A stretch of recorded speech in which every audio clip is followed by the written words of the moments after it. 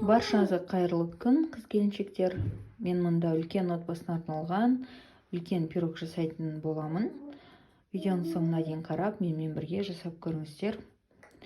Мен жанымда кішкентай қызым бар, сондықтан оның дауысына мән бермеңіздер. Ең алдымен бізге осындай шұңғыр ыдыс керек болады, және де венчик.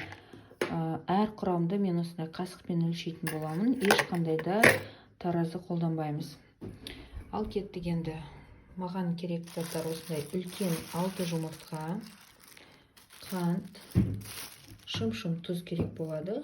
Осыны шетінен аламын. Және де сұйық май, сүт керек болады. Сүттің температурасы маңызды емес.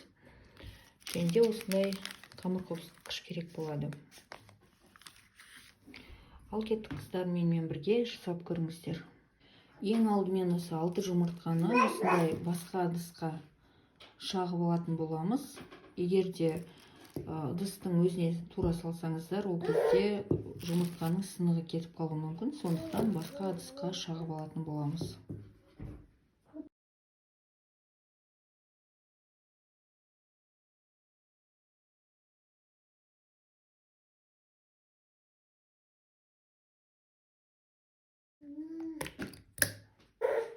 Енді шым тұзымызды саламыз. Енді 24 қасық үлкен қасықпен өлшеп қант салатын боламыз.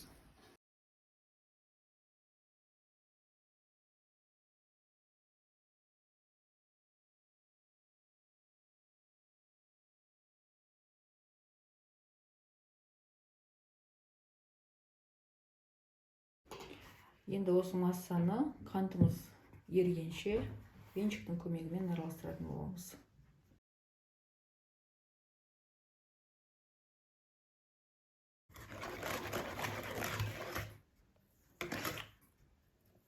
Осылай ғана араластырып алдым. Енді осы массаның үстіне 24 қасық сұйық май құятын боламын.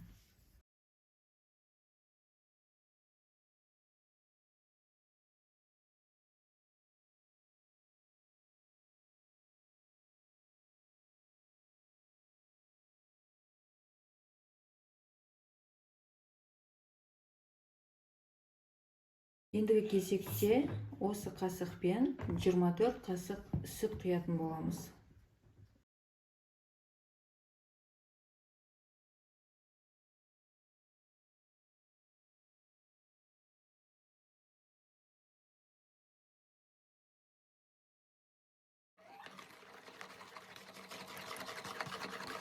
Енді осы сұйық массаның үстіне ұн салатын боламын. Ұнды дәл осындай үлкен қасықпен 24 қасық өлшеп алатын боламын. Және де ұнды міндетті түрде електен өткізіңіздер.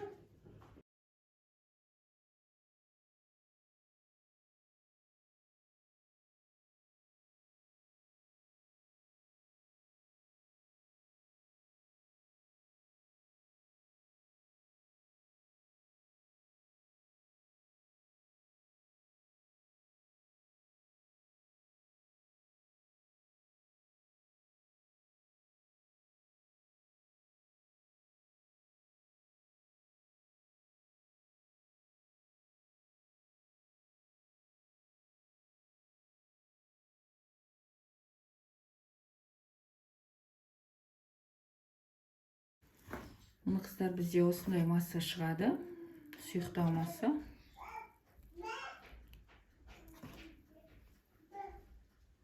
Енді осы массамызды мен осындай үлкен ыдысқа құятын боламын. Егер де сіздер кішірек пирог жасағыларыңыз келсе, дәл осы мен өлшеген 24 қасықты 12 қасық қылып бәрін өлшеп алсаңыздар болады. Маған мұнда үлкен пирог керек болғандықтан, пирогты мен барынша осылай үлкен қылып жасап жатырмын.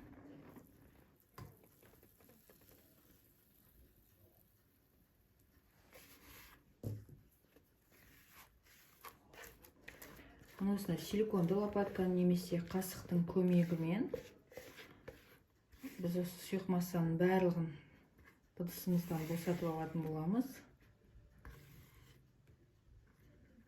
Бұл пирог бізде өте сондай биік және де дәмді болып пісіп шығатын болады.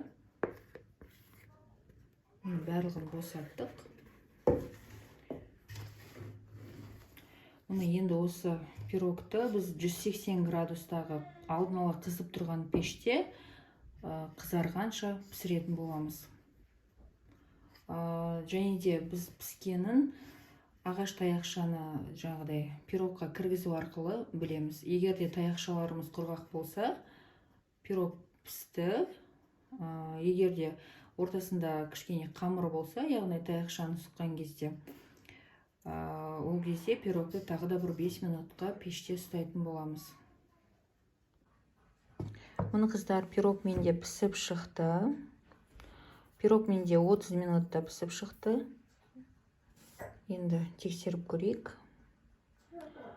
Ағаш таяқша менде құрғақ, яғни пирог дайын деген сөз толықтай.